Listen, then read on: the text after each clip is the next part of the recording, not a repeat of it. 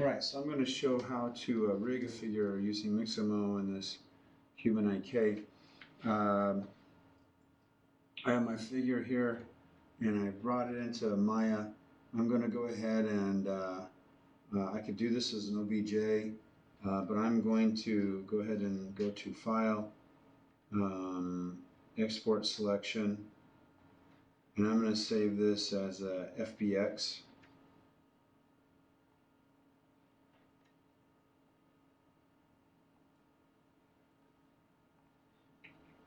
If I was a type, I'll save it as an FBX export, and then I will call it my last name, underscore body, underscore Mixamo, and I'm going to have Mixamo in the name so I know that this is the file that's going to go back and forth to Mixamo.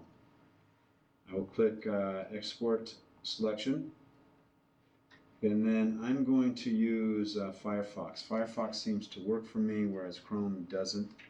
And I'm just going to type in Mixamo to find Mixamo. Here it's popped up. I'm going to go ahead and click Login. And it asks me if I want to log in with my address. I'm going to just click Continue with Google. It may ask you for your school email address. And here I am. So it's I want to click Upload Character, and here it asks me to select character file. I will use this. I'll click this to select character, which is here. Last name, body, Mixamo. Open. Takes a moment to process the character.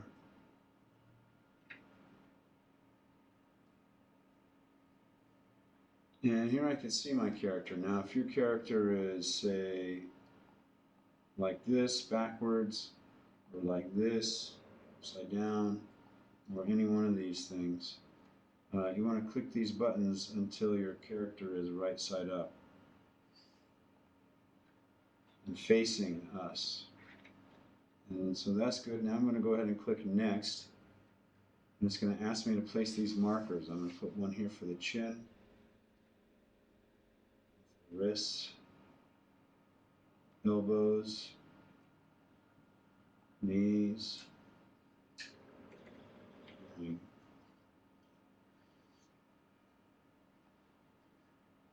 Click Next.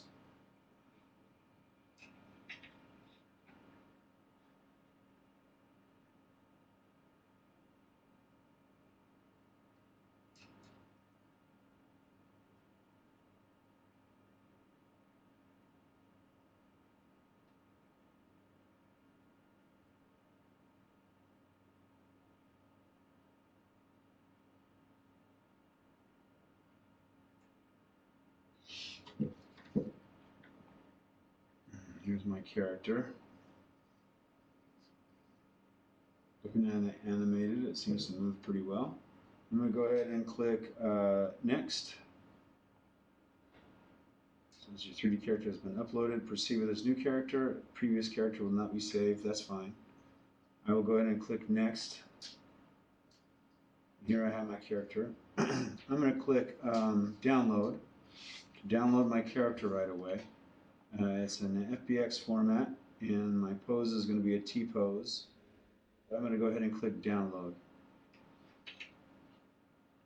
T-pose is the best option for it to work with the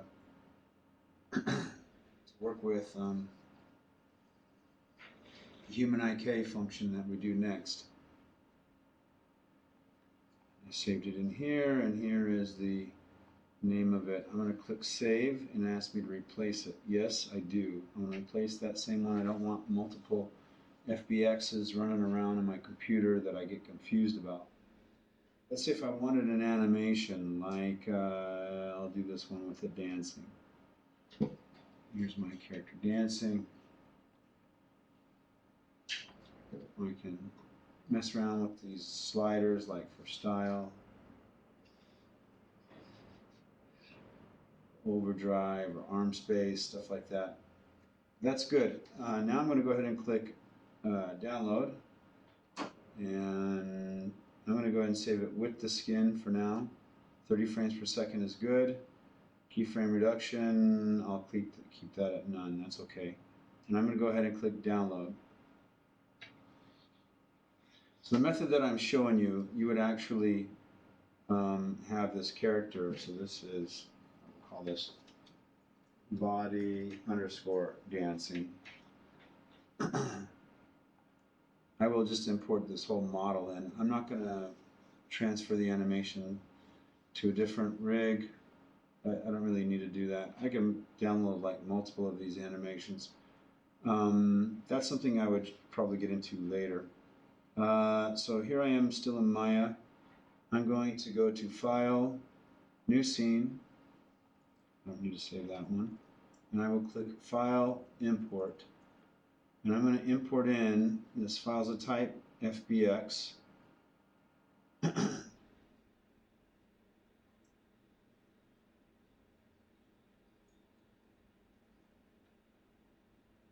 Here it is. This is my last name, my body, Mixamo.fbx. I'm going to select that and click Import. And when I've imported it, I can see that I have the bones.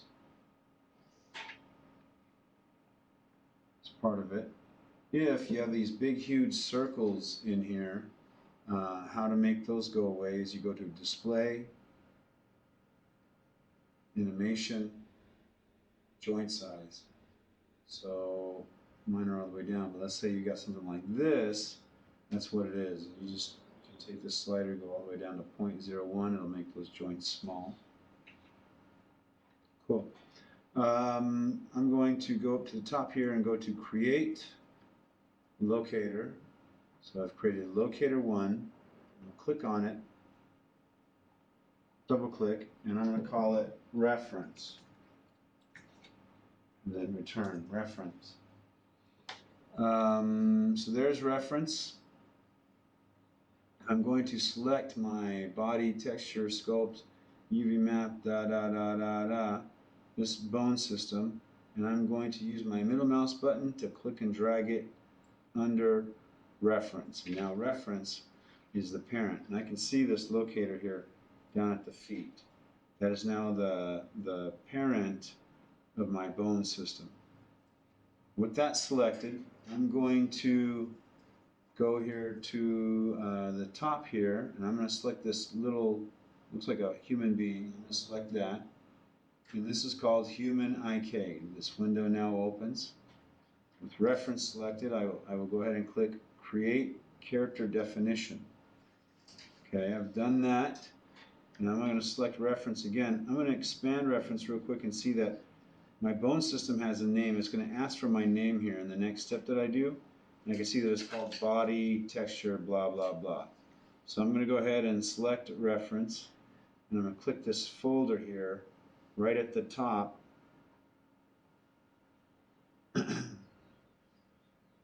This folder is Load Skeleton Definition. And it says Match All Bones with Prefix. I remember that it was called Body, Texture, but I'm just going to type in Body. And I will click OK. Everything turns green.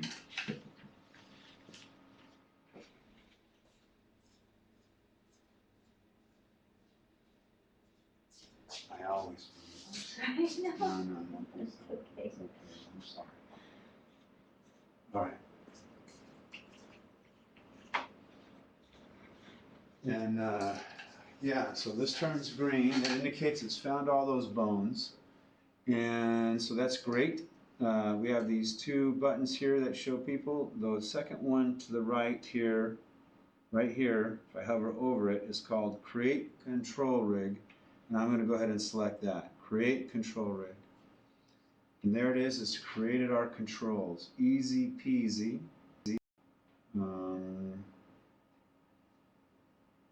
If I click E, I can rotate these controls for the arm.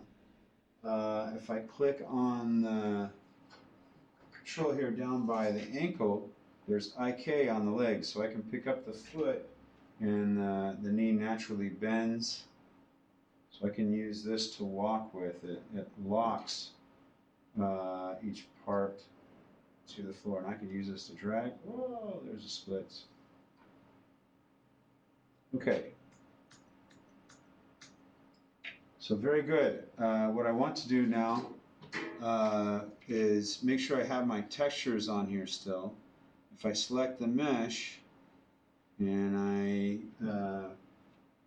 click Alt to make sure it's kind of here on the left hand side, I will open up my Hypershade, and I can right click and click on Graph Materials on Viewport Selection.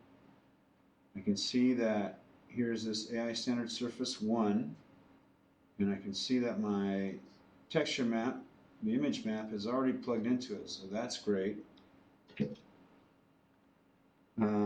My displacement it lost though, so it retained my texture, but it lost my displacement, so I'll have to rehook that up.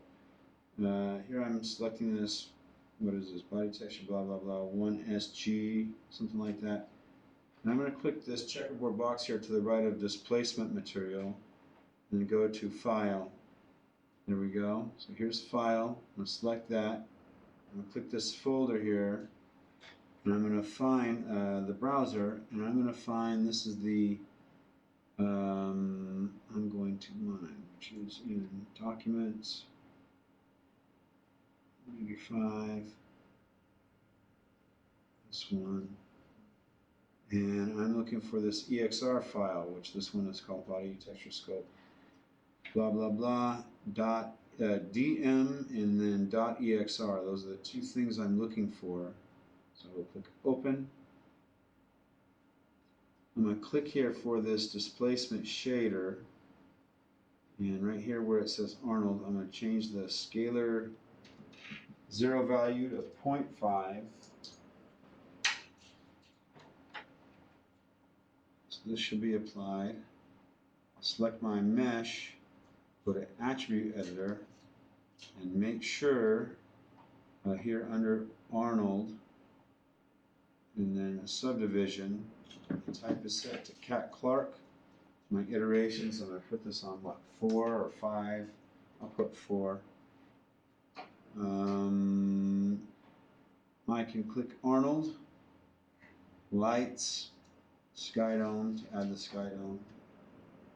And I can click here for the render window, and then click the play button to see how it renders out, just to test it out. And so that's not too bad. I like that. I'm going to go ahead and close this out, and I'm going to go to File, Save Scene As, and I will call this my last name, Body Rig. So it's got a rig on it, and I want that in my file name so I know it's rigged. Save As, and I want to do a file archive scene too, because I know I have textures in here and I want them attached. It says scene has been modified. Do you want to save changes? I don't think I've changed anything, but yes, I will. Here it's made my zip file. That's what I want to turn in. And let's see, if I go here to my timeline and I type in 100 here in this little window at the bottom and return, you can see I have a timeline. And if I have this button on here on the bottom second to the right, that's my auto keyframe. But I can select, say, my hips here on frame 0 and click S. S will leave a keyframe, and then I can go to, say, frame 10, and I can then pull down. Because right here in the bottom right, I turned on this plus with the 2 arrows that are going in a circle around it. Looks like a recycle symbol. That says to add an auto keyframe if I move it. So once I move it, it adds a keyframe there.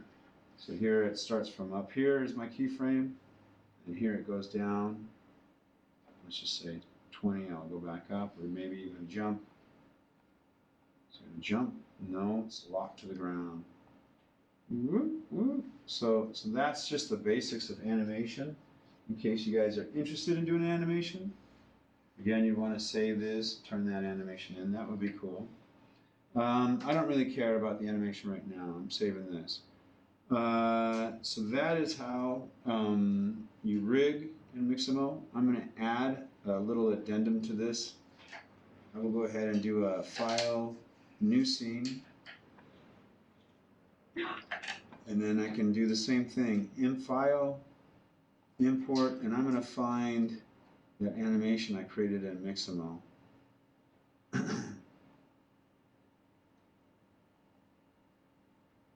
And this was in bodydancing.fbx. And I will go ahead and click import. Now with this, it's just already ready to go. I don't need to add reference, the locator, and change it to reference. I don't need to add controls because they won't make a difference. The controls will just not really do anything. They're not going to add anything to what we want to do here. Because we can't really use those controls to move it. It's already animated.